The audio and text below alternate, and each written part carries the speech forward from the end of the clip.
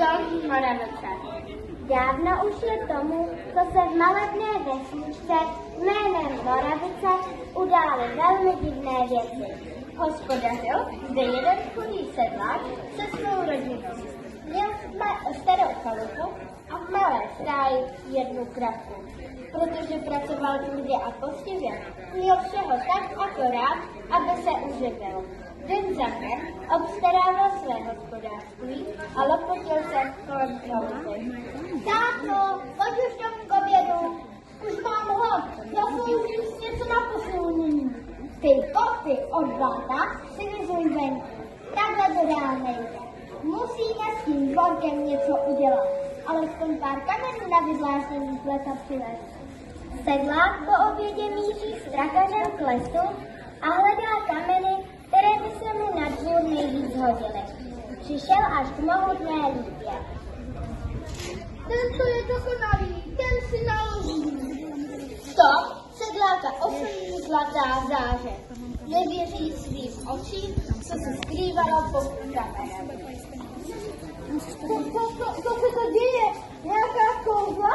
To je zlato, ten had má zlatou korunku, to je krása. Chvíli se dívá na tu nádheru. Když se mu had začne vzdalovat, rychle se vzpamatuje a přiskočí k němu. Kdybych si tu zlatou korunku vzal, nemusel bych se lopatit s těmi kameny. Vlastně bych se nemusel lopatit už vůbec ničím. A místo nového dláždění si koupím rovnou novou celou chalupu. Sedlák jistě zaváhá. Předle překvapného pohledu, který se jej had upřel. Nakonec se ale rozhodne. Skočí po hadovi a korunku mu z hlavy rychle strhne.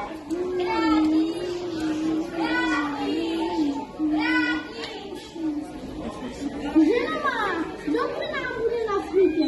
Budeme mít nový dům. A kde máš ty kameny? A dej si nechám trakář. Až ti řeknu, co se mi zase stalo. Na trakář si ani nevzpomínáš. Místo něj koupím kočár. Wow! A příhodu o zlaté koruně zase své ženě řekl. Jestli celou podle pravdy, to už se nikdo nedozví. V každém případě se začarek méně a méně radoval. Něco ho trápilo.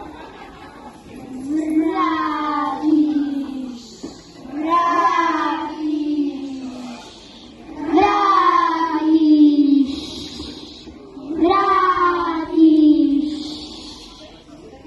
Ráno sedlák celý znavený obchází své skromné hospodářství. S hrůzou zjistí, že mu pomřela všechna drůbež a v plívku pošla jediná kravka. To je hodně prokletí. Nic nechci. Korunku vrátím. Vrátíš! Vrátíš! Vrátíš! Vrátíš! Vrátíš! Už tu? V tu chvíli začala bouřka. Sedlák se v tom nečase hnal k lesu, kde pod stečnou lípou včera našel hadí královnu. Královnu, kterou okradl. Vrátíš! Vrátíš! Vrátíš! Vrátíš! Kde jsi hadí královno? Tady máš zpět své bohatství. Ale bylo už pozdě litovat. Když přiběhl sedlák domů, místo chalupy našel jen spálenou zem. Špatné svědomí ho už navždy tížilo. A z celého příběhu nám kromě poučení byla ta krásná statná lípa, která dodnes nese jméno hadí královny. Už téměř 500 let.